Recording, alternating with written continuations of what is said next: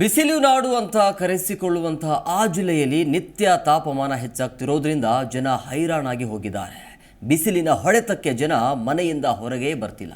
ಬಿಸಿಲಿನ ಬೇಗೆಗೆ ಅಕ್ಷರಶಃ ಕಂಗಾಲಾಗಿದ್ದಾರೆ. ಅದರ ಒಂದು ವರದಿ ನಿಮ್ಮ ಮುಂದೆ. ಈ ಬಾರಿ ಬೇಸಿಗೆ ಆರಂಭದಲ್ಲೇ ಬಿಸಿಲಿನ ತಾಪಮಾನ ತೀರಾ ಹೆಚ್ಚಾಗಿದೆ.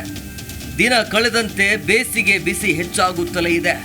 ರಾಜ್ಯದಲ್ಲಿ ಬಿಸಿಲ ನಾಡು ಎಂದು ಕರೆಸಿಕೊಳ್ಳುವ ರಾಯಚೂರು ಜಿಲ್ಲೆಯಲ್ಲೇ ಅತಿ ಹೆಚ್ಚಿನ ತಾಪಮಾನ ದಾಖಲಾಗ್ತಿದೆ.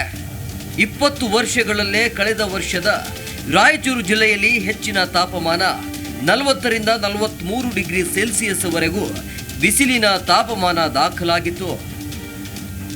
ಈ ಬಾರಿಯೂ ಇದೇ ವಾತಾವರಣ ಮುಂದುವರೆದಿದೆ. ಇದರಿಂದ ಜಿಲ್ಲೆಯ ಜನ ತತ್ತರಿಸಿದ್ದಾರೆ. ಬಿಸಿಲಿನ ಹೊಡೆತಕ್ಕೆ ಬೆಚ್ಚಿ ಬಿದ್ದಿರೋ ಜಿಲ್ಲೆಯ ಜನ ಮನೆ ಬಿಟ್ಟು ಹೊರಬರ್ತಿಲ್ಲ. ಸದ್ಯ ಜಿಲ್ಲೆಯಲ್ಲಿ 41 ಡಿಗ್ರಿ ಸೆಲ್ಸಿಯಸ್ ತಾಪಮಾನ ಮುಂದುವರೆದಿದ್ದು ಜನ ಬಿಸಿ ಉಸಿರಿನಲ್ಲೇ ಬದುಕುತ್ತಿದ್ದಾರೆ. ಈ ಒಂದು ಬೇಸಿಗೆಯಲ್ಲಿ ಉಷ್ಣಾಂಶದ ಪ್ರಮಾಣ ನಮಗೆ ದಿನದಿಂದ ದಿನಕ್ಕೆ ಏರಿಕೆ ಆಗ್ತಾ ಇದೆ.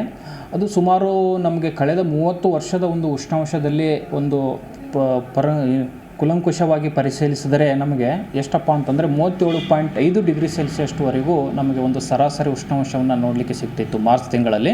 ಆದರೆ ಈ ಒಂದು ವರ್ಷದ ಮಾರ್ಚ್ ತಿಂಗಳಲ್ಲಿ ನಮಗೆ ಸುಮಾರು 37.8 ಡಿಗ್ರಿ ಸೆಲ್ಸಿಯಸ್ಟು ಸರಾಸರಿ ಉಷ್ಣಾಂಶ ದಾಖಲಾಗಿದೆ. ಅಂದರೆ ಸುಮಾರು 0.4ರಿಂದ 0.5 ಡಿಗ್ರಿ ಸೆಲ್ಸಿಯಸ್ಟು ಹೆಚ್ಚಿನ ಒಂದು ಉಷ್ಣಾಂಶ ದಾಖಲಾಗಿದೆ. ಬಿಸಿಲಿನ ಬೇಗೆಗೆ ಜನ ಸಂಪೂರ್ಣ ಹೈರಾಣಾಗಿ ಹೋಗಿದ್ದಾರೆ.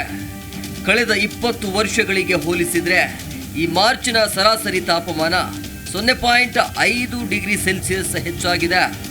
ಇದರಿಂದ ಮನೆಯಿಂದ ಜನ ಹೊರಬರ್ತಿಲ್ಲ, ಓಡಾಡ್ತಿಲ್ಲ. ನೆರಳಿನಲ್ಲೇ ಇದ್ರೆ ಸಾಕು ಅನ್ನೋ ಸ್ಥಿತಿಯಲ್ಲಿ ವಿಶ್ರಾಂತಿ ಪಡೆಯುತ್ತಿದ್ದಾರೆ. ತಾಪಮಾನ ಹೆಚ್ಚಾಗಿರುವುದರ ಮಧ್ಯೆ ವಿದ್ಯುತ್ ಕೂಡ ಕಣ್ಣ ಮುಚ್ಚಾಲೆ ಆಟ ಆಡ್ತಿದೆ. ಹೀಗಾಗಿ ಜನ ನರಳಾಡೋ ಸ್ಥಿತಿ ನಿರ್ಮಾಣವಾಗಿದೆ. ಹಿಂದೆ ಸ್ಟೇಟ್ ಡಿಸಾಸ್ಟರ್ ಮ್ಯಾನೇಜ್ಮೆಂಟ್ ಇಲಾಖೆಯವರಿಂದನೂ ಕೂಡ ನಮಗೆ ನಾರ್ತ್ ಕರ್ನಾಟಕ ಹಾಗೂ ಹಲವಾರು ಕಡೆಗಳಲ್ಲಿ ಬಿಸಿಲಿನ ತಾಪಮಾನ ಹೆಚ್ಚಾಗಿರ್ತದೆ ಹಾಗೂ ಹೀಟ್ ವೇವ್ ಕಂಡೀಷನ್ಸ್ ಇರ್ತದೆ ಅಂತ ನಮಗೆ ಮುನ್ಸೂಚನೆ ಕೊಟ್ಟಿದ್ದಾರೆ. ಈ ನಿಟ್ಟಿನಲ್ಲಿ ನಾವು ಕೂಡ ನಿನ್ನೆ ಎಲ್ಲ ಪ್ರಿಂಟ್ ಪ್ರೆಸ್ನಲ್ಲಿ ಒಂದು ಮಾಹಿತಿಯನ್ನು ಒದಗಿಸಿದ್ದೀವಿ. ಇದ್ರ ಹಿಂದೆನೂ ಒಂದು ಬಾರಿ ನಾವು ಅದೇ ಮಾಹಿತಿನ ಕೊಟ್ಟಿದ್ವಿ.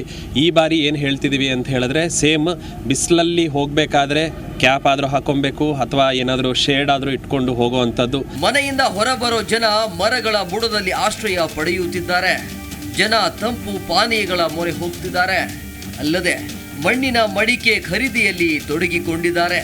ಇನ್ನು ಈ ಬಗ್ಗೆ ಮುಂಜಾಗ್ರತಾ ಕ್ರಮಗಳನ್ನು ಕೈಗೊಂಡು ಜನರನ್ನ ಎಚ್ಚರಿಸಬೇಕಿದ್ದ ಜಿಲ್ಲಾಡಳಿತ ಬರೀ ಪ್ರಕಟಣೆ ಹೊರಡಿಸಿ ಕೈ ತೊಳೆದುಕೊಂಡಿರೋ ಆರೋಪ ಕೇಳಿ ಬಂದಿದೆ.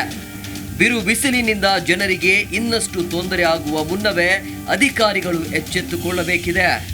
Anil Kumar, Zee Kannada news, Raichur.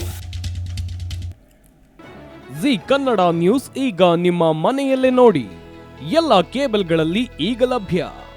Sun Direct 292, Jio TV 1334, U Digital 162, City Cable 51, GTPL 17, Abhishek cables 821, Rock Line telecommunication 51, Shri Basaveshwara number 60, Vinayaka digital number 53, In Digital number 896ರಲ್ಲಿ.